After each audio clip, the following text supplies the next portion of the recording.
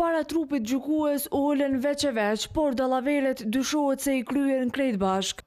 Kështu, zyrtarët e Ministrisë së Arsimit, Shkencës dhe Teknologjisë, Xhemal Buzuku, Fadile Dyla, Naim Demiri, Fehmi Zylfiu dhe Arbrita Mehmetaj e keqpërdorën detyrën zyrtare duke i shkaktuar dëm milionësh buxhetit të shtetit.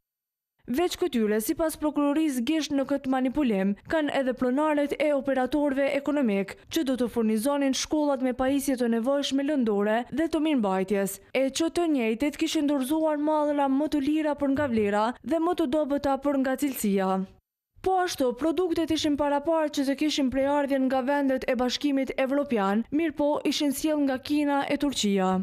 Për këto e të tjerat që përmendën në akt akuzë, paraditën e së premtës të pandehurit u paraqitën në gjykatore, veç se nuk u plotësuan kushtet për mbajtjen e seancës, pasi dy të akuzuar nuk qenë fare prezent.